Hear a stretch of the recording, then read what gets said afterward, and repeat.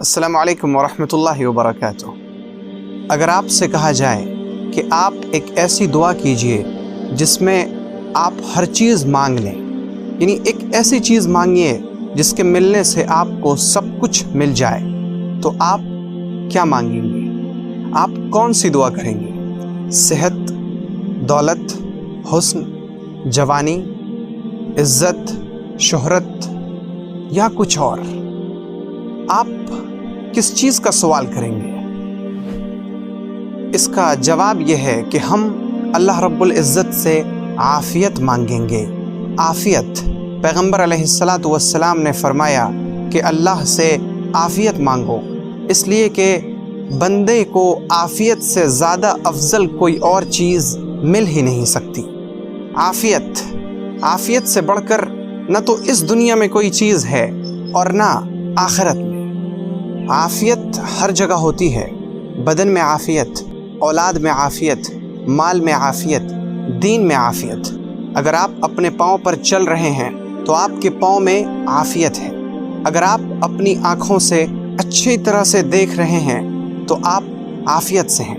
اگر آپ سن رہے ہیں، اگر آپ سوچ رہے ہیں، اگر آپ دوسروں کی بات سمجھ رہے ہیں تو آپ کے جسم میں، آپ کے بدن میں عافیت ہے۔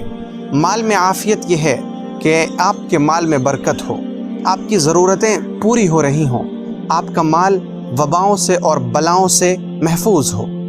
اولاد میں عافیت یہ ہے کہ اولاد آپ کی فرما بردار ہو، حاضر باش ہو، آپ کی بات کو سنتی ہو، آپ کی اطاعت کرتی ہو، ان کا دل دماغ اچھا ہو، وہ لوگ اچھے راستے پر ہوں، آپ کی تربیت کا انہیں فائدہ پہنچ رہا ہو۔ دین میں عافیت یہ ہے کہ آپ ایمان پر ثابت قدمی کے ساتھ ہوں، آپ کو اللہ رب العزت کی ذات پر بھروسہ ہو، آپ کا ایمان ہو کہ اس دنیا میں اگر کچھ بھی ہوگا تو وہ اللہ کی مرضی سے ہوگا، اور جب تک اللہ کی مرضی نہیں ہوگی کوئی بھی چیز اس دنیا میں نہ ہو سکتی ہے اور نہ رک سکتی ہے۔ دل کی عافیت یہ ہے کہ آپ کا دل شکوک و شبہات سے خالی ہو، آپ کا دل اللہ کی طرف متوجہ ہونے والا ہو، آپ کا دل اللہ کے خوف سے لرزنے والا ہو، آپ کا دل اللہ کو یاد کرنے والا ہو۔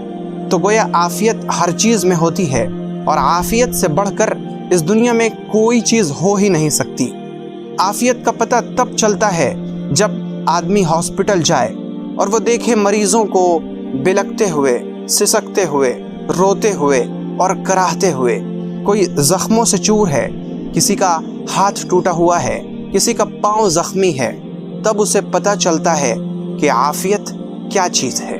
دماغ کی عافیت یہ ہے کہ آپ کا دماغ صحیح طریقے پر کام کر رہا ہو، اور دماغ کی عافیت کا پتہ تب چلے گا جب آپ پاگل خانے جا کر ان لوگوں کو دیکھیں گے جو دماغ کی یعنی عقل کی نعمت سے محروم ہیں۔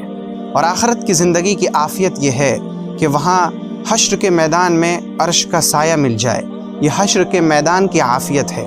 میزان عمل میں نیک عمل بھاری ہو جائیں، نام اعمال داہنے ہاتھ میں مل جائے، پل صراط کے اوپر سے آسانی سے گزرنا نصیب ہو، اور پھر جنت میں داخل ہو جائیں۔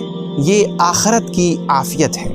تو اگر آپ اس دنیا کی عافیت پر اللہ کا شکر ادا کریں گے تو آپ کو اس دنیا میں بھی عافیت ملے گی۔